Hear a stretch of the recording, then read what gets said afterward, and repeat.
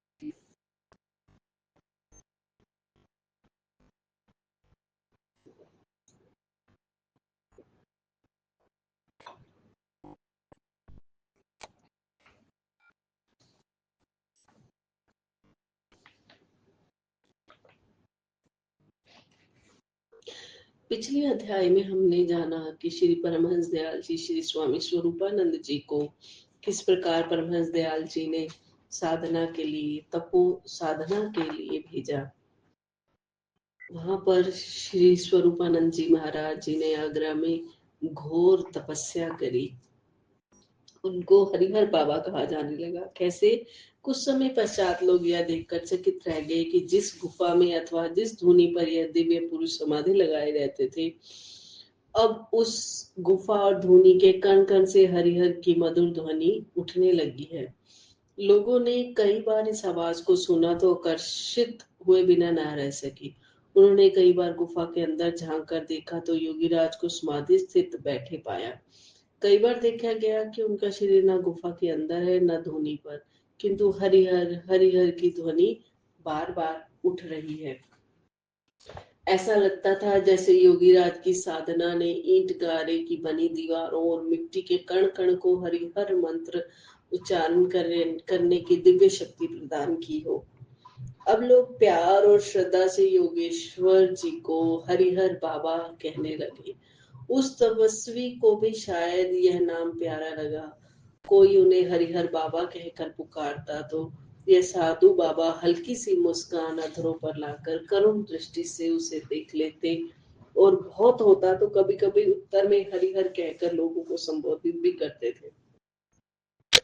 कुछ काल के पश्चात लोगों ने देखा कि जिस दिव्य पुरुष को वे श्रद्धा और आदर के साथ हरिहर बाबा कहते हैं, हरिहर कहते हैं, स्वयं हरिहर बन गए थे।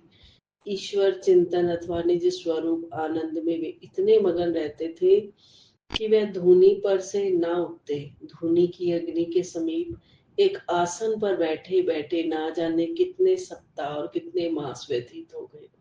आंखें बंद किए न जाने वे किस मस्ती में पहुंच गए कि उन्हें न सूर्य के उदय और अस्त होने का पता चलता और न ही रात्रि के अंधकार के फैल जाने और फिर भीगी ओस के आंचल में मुंह लपेट कर रात्रि को चले जाने का पता चलता।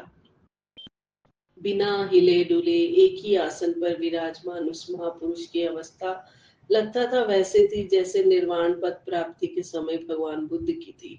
कहते हैं उस वट वृक्ष के नीचे जहां भगवान बुद्ध ने जीवन और मृत्यु पर विजय पाने के लिए यह प्राण करके आसन जमाया था कि इस आसन से या तो मैं जीवन और मृत्यु पर विजय प्राप्त करके उठूंगा या मेरी अर्थी ही इस आसन से उठेगी। इतिहास साक्षी है कि तथागत उस आसन पर ऐसे बैठे कि उनके शरीर पर पक्षियों ने घोंसले बना लिए और आसन के चारों ओर घास उगाई। श्री सतगुरुदेव जी ने भगवान बुद्ध के समान आसन जमा लिया था। उनके इस कठोर तप को देखकर अहिंसा और सत्य के अवतार भगवान महावीर की घोर तपस्या का इतिहास फिर से ताजा हो गया। कहा जाता है कि भगवान महावीर ने निर्वाण पद पाने के लिए दृढ़ संकल्प करके जब समाधि लगाई तो उनका तप देखकर आकाश भी दहल उठा।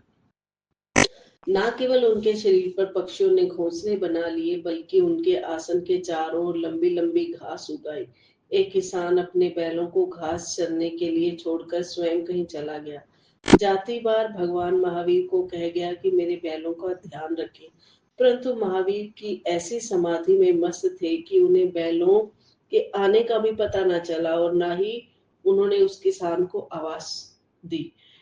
कुछ देर बाद वह किसान लौटकर आया और देखा कि बैल वहां नहीं थे। उसने समाधि स्थित भगवान महावीर से पूछा, मेरे बैल कहाँ है? अपने प्रश्न का कोई उत्तर ना पाकर वह बहुत क्रोधित हुआ और उसने गुस्से में आकर लकड़ी का एक टुकड़ा लेकर भगवान महावीर के एक कान में ठोकना शुरू कर दिया। यहाँ तक कि लकड़ी का एक टुकड़ा दूसरे कान से बाहर निकल आया और चारों ओर खून ही खून फैल गया। लगता था कि श्री सतगुरुदेव जी भी ऐसी ही समाधि में लीन थे, क्योंकि दिन पर दिन बीतते चले गए। ऋतुओं में कितने ही परिवर्तन हुए, परंतु वे थे कि अभी तक अपनी समाधि से नहीं उठ रहे थे। यहाँ तक कि उनके आसन पर लंबी लंबी घास उगाई और शरीर सूखकर कांटा बन गया। आपने इतनी कठिन तितिक्षा की कि जिसकी याद आते ही रोंगटे खड़े हो जाते हैं, हृदय सिहर उठता है। एक नीम के पेड़ के नीचे आपने आसन लगाया हुआ था, उसी नीम के पत्ते उबाल कर खाते थे। हमें यदि औषधि के रूप में एक दिन भी नीम के पत्ते खाने पड़े तो बुरी दशा हो जाती है, परंतु महापुरुष तो इंद्रियों के विषयों से स्वच्छंद होते हैं। शब्द, स्पर्श, रस, रूप और गंध, इन विषयों के हम दास बने बैठे हैं, परंतु महापुरुषों का इंद्रिय संयम भी विलक्षण होता है। एक दो दिन की बात नहीं, श्री महाराज जी वर्षों तक नीम के पत्तों का सेवन करते रहे। नंगलाबदी आगरा के कुछ पुराने प्रेमियों तथा स्वामी ब्रह्मानंद जी से श्री महाराज जी की तपस्या के दिनों की कुछ अलौकिक लीलाओं का पता चला था। श्री महाराज जी नंगलापदी में दो चार प्रेमियों के घरों में भिक्षा लेने के लिए जाते और फिर उस भिक्षा से मिले अन्न को गायों को खिला देते थे। स्वयं थोड़ी खिचड़ी खाकर ही निर्वाह करते। कई बार नंगलापदी के कुछ बच्चे आपके पास आ जाते थे। बच्चों का स्वभाव चंचल होता है, वे नीम के पेड़ पर चढ़ जाते और श्री महाराज जी उन्हें पतासे और गुड़ इत्यादि का प्रसाद देकर उनसे प्रभु नाम सिमरन करवाते। बच्चे पेड़ पर चढ़े हुए ही हरिहर हरिहर धुनी लगाते थे, जिसे सुनकर श्री महाराज जी बहुत प्रसन्न होते थे। ठीक श्री रामचरित मानस जैसा दृश्य यहाँ उपस्थित हो जाता था। भगवान राम पृथ्वी पर सोते और वानर वृक्षों पर उछलते कूदते थे। प्रभु तरु तल कपि डार पर प्रेमावतार श्री गौरांग महाप्रभु भी बालकों से ये धुन लगवाते थे, हरिहर बोल बोल हरि बोल, मुकुंद माधव गोविंद बोल। प्रभु के स्वर में स्वर मिलाकर छोटे छोटे बच्चे ताली बजा बजा कर जोरों से उनके साथ नाचते हुए यही शब्द बार बार कहते थे। बच्चों से इस प्रकार हरि नाम संकीर्तन करवाकर श्री महाराज जी उनके दिलों में भक्ति और प्रेम के ऐसे संस्कार डालना चाहते थे जिससे उनके भावी जीवन प्रभु रंग में रंग जाए। ईर्ष्यावादियों की परीक्षा। श्री महाराज जी इस घोर तपस्या को देखकर कई ईर्ष्यावादी अपनी मूर्खतावश उनकी परीक्षा लेने भी आए। एक दिन श्री महाराज जी गुफा में ध्यान मग्न बैठे थे। कुछ लोगों ने आपस में विचार विमर्श करके एक दूसरे व्यक्ति को भेजा। उसने गुफा के पास आकर आवाज लगाई, बाबा जी आपके धोने पर कुत्ता चढ़ गया है। श्री महाराज जी ने कोई उत्तर न दिया। दूसरी बार फिर उस व्यक्ति ने जाकर आवाज लगाई, श्री महाराज जी फिर भी नहीं बोले। तब वह व्यक्ति सोचने लगा कि शायद गुफा के अंदर नहीं होंगे। एक दूसरा व्यक्ति गुफा के अंदर देखने गया तो वहां आपको नहीं पाया। उसने आकर सबको कहा कि बाबा जी तो अंदर ही नहीं है। उसके दूसरे साथियों ने कहा, जरा ठीक से देख कर आओ। तब उसने जाकर देखा तो आप मस्ती में वहीं बैठे दिखाई दिए। उस व्यक्ति ने प्रार्थना की, अभी एक क्षण पहले तो आप यहाँ नहीं थे। उसी मस्ती की अवस्था में आपने उत्तर दिया, हम अपने गुरु श्री परमहंस दयाल जी के दर्शन करने के लिए टेरी में गए थे। इस रहस्य उद्घाटन से सब लोग दंग रह गए। उनके दिल में आपके प्रति आदर सत्कार और श्रद्धा भाव बढ़ा। देश और काल के अधीन सब जीव हैं, परंतु महापुरुष इस बंधन से मुक्त होते हैं। स्वयं श्री परमहंस दयाल जी भी इस रहस्य से परिचित थे। श्री गुरु नानक देव जी काबुल से उड़कर कुछ ही क्षणों में सियालकोट पहुंच गए थे। महापुरुषों के लिए कोई बात असंभव नहीं होती। कई बार अनेक जिज्ञासु आपकी प्रशंसा सुनकर आपके दर्शन करने के लिए आते थे। श्री महाराज जी बड़े भोले भाव और प्यार से कहते, हम कुछ पढ़े लिखे नहीं हैं, हम भी नाम सिमरन करते हैं, आप भी बैठो और राम नाम जपो। महापुरुषों को वाद विवाद पसंद नहीं होता। वे तो अबोध बालकों के समान सरल चित्त होते हैं। नम्रता और सरलता ही महानता के लक्षण है। बुद्धिवादी तो कार्य और कारण की उधेड़ बुन में लगे रहते हैं। उन्हें तो सदा क्यों और कैसे की चिंता सताती रहती है। अनेक बार श्री महाराज जी इस प्रकार के जिज्ञासुओं को भक्त तोताराम जी के पास शंका समाधान के लिए भेज देते थे।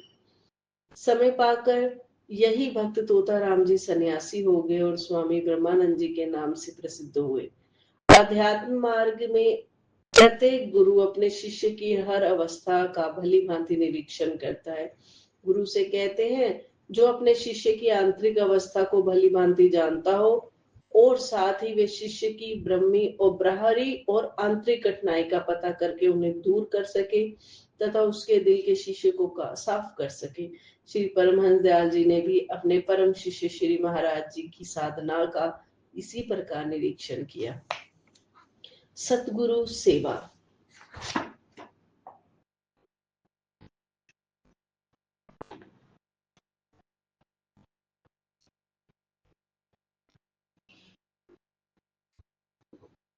एक बार श्री परमहंस दयाल जी टेरी से 13 अक्टूबर सन 1915 को कृष्ण द्वारा आगरा पधारे। श्री महाराज जी ने उन्हीं दिनों वहां घोर तपस्या कर रहे थे। पालिस के कारण श्री परमहंस दयाल जी का शरीर काफी अस्वस्थ था। श्री महाराज जी ने अपने सदगुरुदेव श्री परमहंस दयाल जी के पवित्र शरीर की बहुत ध्यान पूर्वक सेवा करी। गुरु सेवा में उन्होंने दिन रात एक कर दिया। आपने अपने इष्ट देव भगवान को सदा प्रसन्न रखने का प्रयत्न किया। श्री परमहंस दयाल जी ने आपकी सेवा से प्रसन्न होकर कई वरदान दिए। अपने सदगुरुदेव जी की जिसे पावन सेवा मिली हो, उस सेवक को अपने आप को बड़ा भाग्यशाली समझना चाहिए। गुरु की प्रसन्नता सेवा द्वारा ही प्राप्त की जा सकती है। लगभग 8 महीने श्री महाराज जी को श्री परमहंस दयाल जी के परम पवित्र शरीर की सेवा का सौभाग्य मिला। श्री परमहंस दयाल जी आगरा से 8 जून सन 1916 को जयपुर पधारे। इधर श्री महाराज जी अपनी साधना में फिर आरूढ़ हो गए। आपके मन में सद्गुरु दर्शन करने की तीव्र अभिलाषा जागृत हुई। आप अपने हृदय सम्राट के पावन दर्शन करने का लोभ स्वर्ण ना कर सके, अतः इसी धुन में जयपुर पहुंचे। जैसे ही आपने श्री दर्शन किए तो उधर दादा गुरुदेव की ऐसी मौज उठी कि तभी आप दंडवत प्रणाम करके उठने भी ना पाए थे कि तुरंत लौटने का आदेश दे दिया। आप गुरु आज्ञा पाते ही वहां से चल पड़े। उस समय दोनों ओर कैसी भाव तरंगे उठ रही थी, उसका भला कौन अनुमान लगाए। श्री परमहंस दयाल जी के नेत्रों की कोरे प्रेम अश्रुओं के कारण गीली हो गई, किंतु आपने किसी से कुछ नहीं कहा। इधर श्री सदगुरुदेव जी वहां से चलकर अभी थोड़ी ही दूर गए थे कि उन्हें श्री परमहंस दयाल जी के अनन्य श्रद्धालु प्रेमित पंडित जगन्नाथ जी रास्ते में मिल गए, जो श्री सदगुरुदेव जी के दर्शन के लिए जा रहे थे। जब उन्होंने आपको मार्ग में देखा तो बहुत श्रद्धा और प्रेम सहित अपने निवास पर विवाह लाए और आपको स्नान करवाकर प्रीति सहित भोजन करवाया। फिर अपने लड़के को किराए के पैसे देकर आपके साथ कर दिया ताकि स्टेशन पर जाकर टिकट लेकर गाड़ी पर बिठाएं। स्वयं पंडित जी इस कार्य से निवृत्त होकर जब श्री परमहंस दयाल जी के पास पहुंचे तो सारा वृतांत कह सुनाया। उनके मुख से ये सब बातें सुनकर महाप्रभु के नेत्रों से आंसुओं की बरसात होने लगी और हजूर ने इरशाद फरमाया, पंडित जी, आज आपने बहुत अच्छा किया जो उन्हें खाना खिलाया। यहाँ तो सब दिल के अंधे बैठे थे, किसी ने उनको पानी तक ना पूछा उनको लौटने में हमारी मौजी थी। इसमें भी एक अगाध रहस्य था। बाबा स्वरूपानंद जी तो हमारे परम आज्ञाकारी हैं। आप पर हम बहुत खुश हैं। ये अमृत वचन कहकर हजूर चुप हो गए। सतगुरु की मार में भी उनका प्यार छिपा रहता है, उनकी जफा में भी वफा का आभास मिलता है। तू उनकी जफा से क्यों घबराता है सूफी? इस उनकी जफा ही में उल्फत के इशारे हैं। किंतु यह मंजिल ऐसे हाथ नहीं आती। सब कुछ खोकर ही सब कुछ पाया जाता है। होशो हवास, अक्लो खिर्द, राहतो सुकून, सब इश्क के हजूर में नजराने हो गए। आप आगरा लौटकर घोर तपश्चर्य में लीन हो गए। लोगों ने हरिहर बाबा की इतनी कठोर तपस्या देखी तो बिल्कुल व्याकुल हो गए और उनके आसन के समीप बैठकर प्रार्थना करने लगे, महाप्रभु अब तो समाधि खोल दीजिए। परंतु गुरुदेव तो समाधि में इतने खोए थे कि उन्हें ना संसार की सुधि थी और ना लोगों की करुण पुकार का ज्ञान। एक बार ना आगरा निवासी कुछ प्रेमियों ने एक विनय पत्र श्री परमहंस दयाल जी के श्री चरणों में टल बुलंद भेजा, जहां हजूर सत्संग कर रहे थे। उसमें ये लिखा था कि श्री महाराज जी बड़ी कठिन तपस्या कर रहे हैं। वे अपने पवित्र शरीर की कुछ परवाह नहीं करते हुए खुले मैदान में ही बैठे अनंत साधना में लीन है। हमने कई बार उनसे प्रार्थना की है कि श्री महाराज जी कृपा करके एक छोटी सी झोपड़ी ही बनवा लीजिए जिसमें आप बड़े प्रेम से बैठकर भजन कर सकें। परंतु हमारी प्रार्थना को वे स्वीकार नहीं कर रहे और कभी कभी क्रुद्ध हो जाते हैं। हमसे उनका कष्ट देखा नहीं जाता है, इसलिए कृपा करके आप उन्हें आज्ञा पत्र लिखें ताकि छोटी सी झोपड़ी बनवा लें और इस सेवा का सौभाग्य हम दासों को मिलना चाहिए।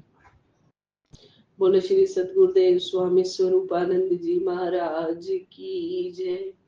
श्री परमहंस दयाल जी का वरदान। नम्रता भरा यह पत्र जब श्री परमहंस दयाल जी के पास पहुंचा तो दया निधान प्रभु ने अपने शिष्य की घोर तपस्या का समाचार पढ़ते अपने नेत्रों से अश्रुधारा बहानी शुरू कर दी।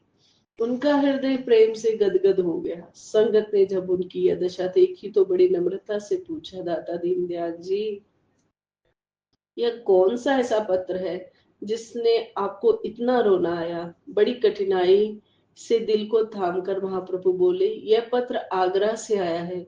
बाबा स्वरूपानंद जी वहां घोर तपस्या में लीन है। आगरा निवासी प्रेमियों ने प्रार्थना की है कि हम बाबा जी को आज्ञा दे कि वे इतने कष्ट ना उठाए और उन्हें झोपड़ी बनाने की आज्ञा प्रदान करें। अब हम उन्हें क्या लिखूं?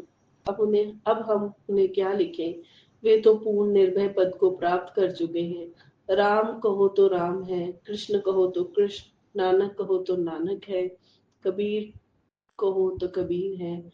राम कृष्ण नानक कबीर के पद को पाकर यह पूर्ण महापुरुष है। आगरा निवासी भक्तों को हमारी ओर से लिख दीजिए कि उनकी मौज में कोई दखल ना दे, उनकी मौज ही हमारी मौज है। उसी रोज अखंड समाधि में कुछ अद्भुत रूप में लीन हुए। वो घोर तपस्या देख देख सेवक जन दुखिया दीन हुए। 13 बरस तक नीम के पत्ते खा खा कर गुजरान किया, तब शरीर सूख कर कांटा हुआ दर्शक गण को हैरान किया।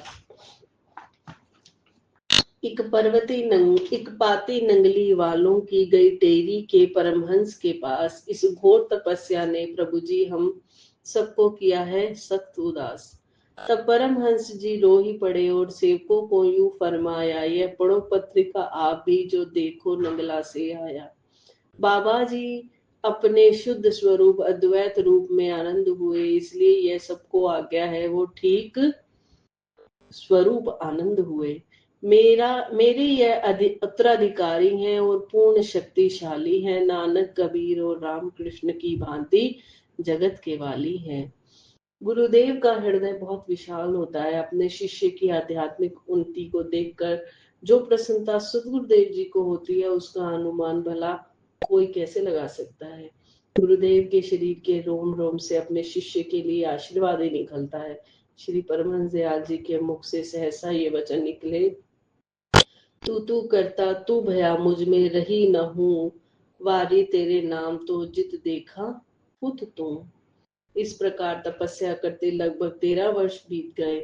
एक दिन श्री परमहंस दयाल जी ने डेरी निवासी कुछ भक्तों को आज्ञा दी कि आगरा में जाकर बाबा स्वरूपानंद जी को बड़े आदर पूर्वक यहाँ ले आओ, उनकी सेवा का विशेष ध्यान रखना।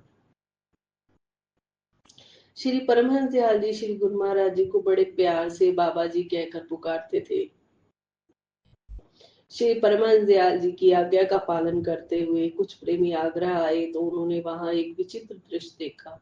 श्री महाराज जी के पद्मासन के चारों ओर घास उगी हुई थी और आपका पवित्र शरीर इतना कमजोर हो चुका था कि सूखकर लकड़ी के समान हो गया। शारीरिक दुर्बलता इतनी ज्यादा थी कि वे भक्त बड़ी मुश्किल से एक पालकी बनाकर उसमें रुई रखकर रेलगाड़ी तक आपको टेरी में लाए। श्री महाराज जी ने अपने गुरुदेव के चरण कमलों में दंडवत प्रणाम किया। अपने योग्यतम शिष्य को पाकर श्री परमहंस दयाल जी की खुशी का ठिकाना ना रहा। गुरुदेव की आज्ञा अनुसार आपके शरीर की बड़े प्रेम से सेवा और देखभाल की जाने लगी। थोड़े ही समय में आप बिल्कुल स्वस्थ हो गए। बोलो श्री सद्गुरुदेव महाराज की जय। हे दाता दयाल महाराज, हे दया निधान, आप जी का पवित्र पाठ को पढ़ते सुनते अनेक गलतियां हुई होंगी। प्रभु गलतियों को क्षमा करते रहना, गलतियों को क्षमा करते रहना। मैं अपराधी जीव हूँ, नक्शिक भरा विकार, अपनी दया से सतगुरु कीजिए भव से पार। अपनी दया से सतगुरु कीजिए भव से पार। बोल जयकारा बोल मेरे श्री गुरु महाराज की जय। बोलो साचे दरबार की जय। हरि हर।